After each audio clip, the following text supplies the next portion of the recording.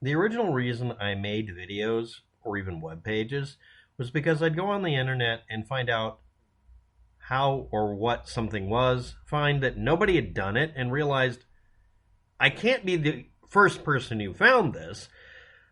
But I also realized I was also not able to find anybody else who did it. That's why when I do my videos, I always give citations of where I got the information from so that you understand collectively I didn't find the answer. It's just sitting there waiting to be assembled. David James, Chris Gleason, and Bad Girls Club. Nobody's going to know. Nobody's going to know. They're going to know. How would they know? How would they know? And then some other dialogue most people cut out.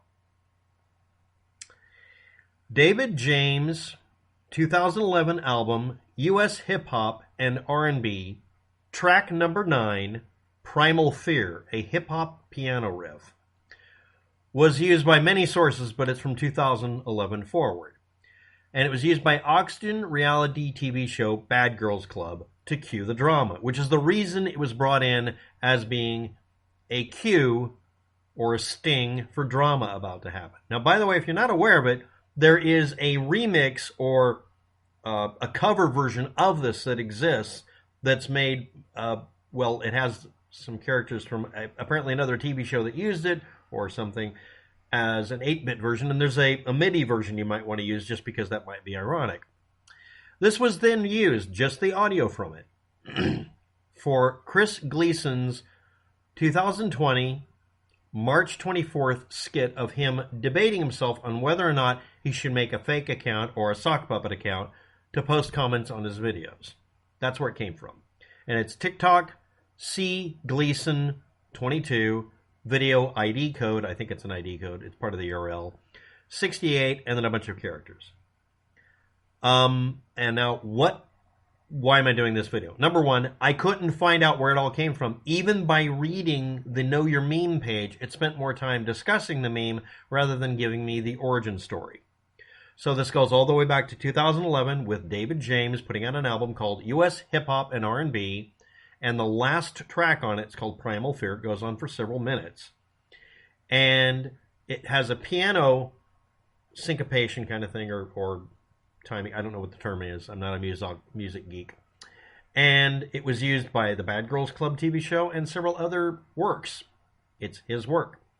Now, the Chris Gleason skit of him just saying a very limited number of lines could be re-ripped out of itself to get rid of the music by putting an inverse version of the song over the top of it to remove the music completely. This would reduce or eliminate copyright violation complaints. At that point, Chris Gleason owns the copyright to the words he created.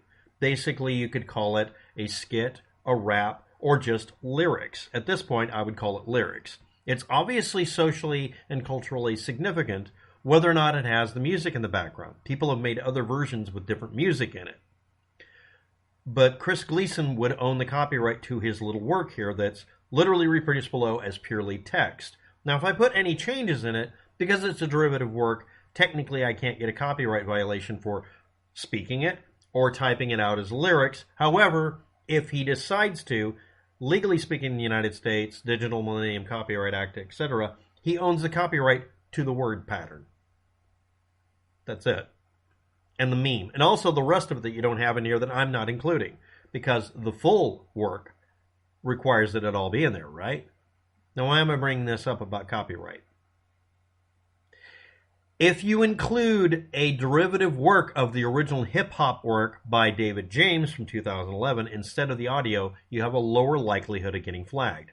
If somebody does a cover version, they can get flagged and maybe you can, but it's much, much less likely than you might think.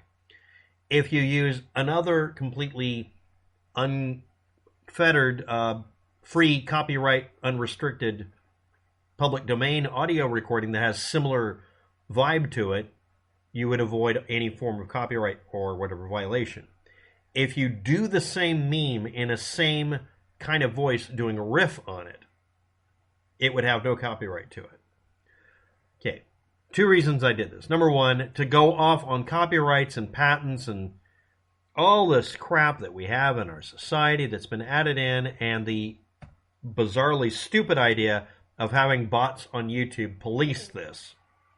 Next, the impossibility of the authors policing it. Chris Gleason and David James are the author of this meme, not the TV show Bad Girls Club. They don't own any of it. And there's no way to say it's from the Bad Girls Club soundtrack album if it exists either. It's literally David James' audio recording. How would you fix the problem of doing copyright violation stamps? Well, YouTube came up with a solution a while ago and stopped being assholes as much.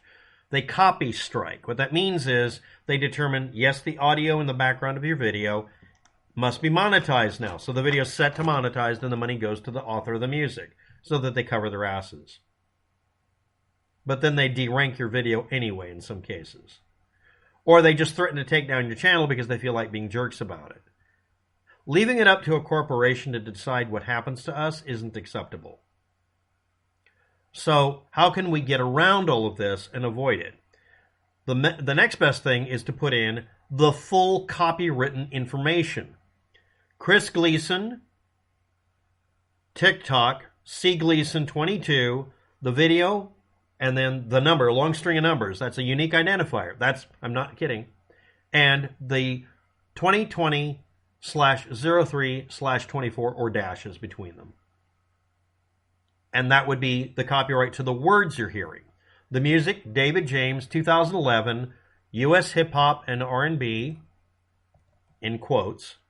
And then you put in Primal Fear, or you can put in track number 9, Primal Fear.